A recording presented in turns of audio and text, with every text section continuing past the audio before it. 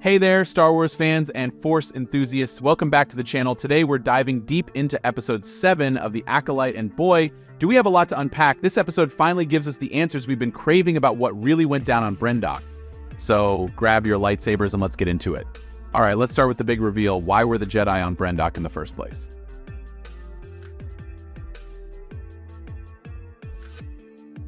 Turns out our Jedi friends weren't just there for a scenic space vacation, they were on a mission to investigate a Force Vergence. Now, for those of you who might be scratching your heads, a Force Vergence is basically a hotspot of Force energy. I think of it like a cosmic Wi-Fi hotspot, but instead of internet, you're getting a super concentrated dose of the Force. In this case, the Vergence was responsible for bringing life back to Brendok, a planet that had been rendered lifeless by a hyperspace disaster. That's right, we're getting some High Republic-era lore thrown in here. It's like the writers are saying, you thought this was just about the High Republic? Hold my blue milk.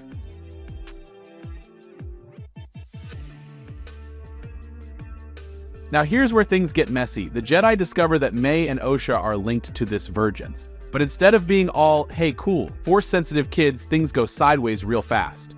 We've got Master Soul in a moment of fear killing Anicia. We've got the other witches mind-controlling poor Kelnaka. And then we've got Indara inadvertently causing the deaths of the remaining witches while trying to free Kelnaka's mind. It's like a tragic domino effect of Force-powered misunderstandings.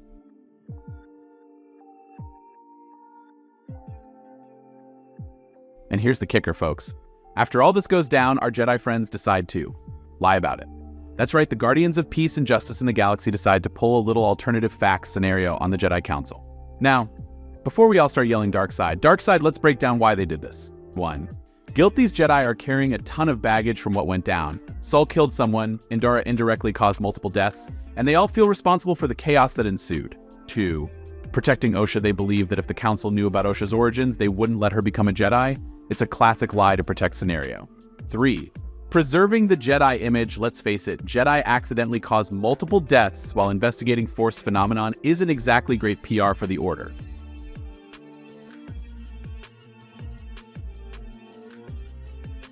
This decision to lie sets off a chain reaction that we're seeing play out in the present day of the show. Torbin's Barash vow, Kelnaka's self-imposed exile on Kafar, these are all consequences of the guilt these Jedi are carrying. It's a fascinating exploration of how even the Jedi, with all their wisdom and connection to the Force, can make very human mistakes with far-reaching consequences.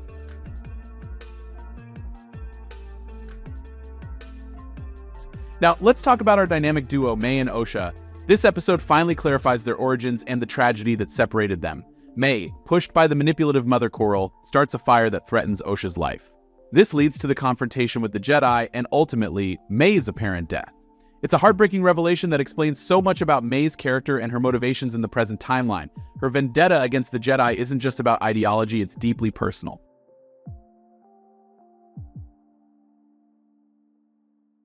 Speaking of Mother Coral, let's not forget about her convenient disappearing act.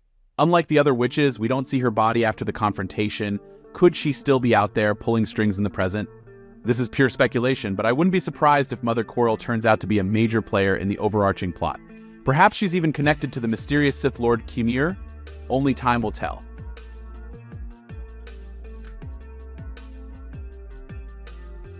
This episode does an excellent job of tying the Acolyte into the larger Star Wars universe. The mention of the hyperspace disaster that originally devastated Brendok is a direct callback to the High Republic-era stories. It's a subtle but effective way of reminding us that this show is bridging the gap between the High Republic and the prequel eras. Moreover, the concept of Force Vergences isn't new to Star Wars. We've seen them in places like Dagobah and Ahch-To.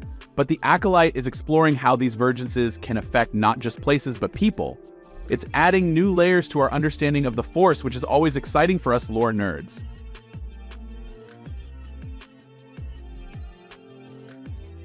This episode is a goldmine for character development. We see young versions of Sol, Indara, and Torbin, giving us insight into how they became the characters we know in the present timeline. Sol's decision to kill Anicia out of fear is particularly poignant. It shows how even Jedi can act impulsively when scared, and how a single moment can haunt someone for years. Indara's character also gains new depth. Her decision to lie to the Council shows a pragmatic side to her character that we haven't seen before. It's clear that she's willing to bend the rules if she believes it's for the greater good.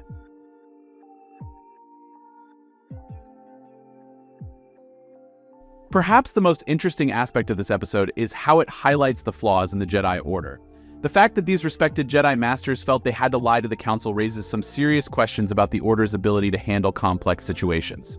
It's a theme we've seen explored in other Star Wars media, particularly in the prequel era, but the Acolyte is showing us the roots of these issues. The rigid thinking that would eventually lead to the Order's downfall in the prequels is already present here centuries earlier.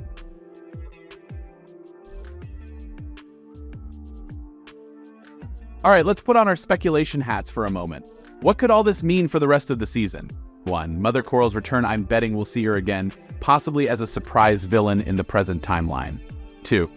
May's redemption arc. Now that we understand her backstory, I think we might see May struggle with her vendetta against the Jedi. 3. The truth comes out. I have a feeling that the lie told to the Council will come back to haunt our Jedi friends in a big way. 4. Force Virgins as a weapon. Could the Sith be trying to harness the power of Force Virginses? It would explain their interest in May and OSHA. The Acolyte Episode 7 is arguably the best episode of the series so far. It answers long-standing questions while raising new ones, deepens our understanding of key characters, and ties the show more firmly into the larger Star Wars universe. The exploration of Jedi fallibility is particularly compelling. It shows us that even in the High Republic era, often thought of as a golden age for the Jedi, the seeds of their eventual downfall were already being sown. This episode also does a great job of balancing action, lore, and character development. The confrontation on Brendok is tense and exciting, but it's the emotional aftermath that really sticks with you. So, what do you think, Star Wars fans? Was this revelation about what happened on Brendok worth the wait? Are you Team Jedi or Team Witch after seeing how it all went down? And what do you think this means for the future of the show? Let me know in the comments below. And if you enjoyed this deep dive, don't forget to like, subscribe, and hit that notification bell. You don't want to miss our next analysis of the Acolyte and all things Star Wars. Until next time, may the Force be with you. And maybe don't lie to your Jedi Council. It never ends well.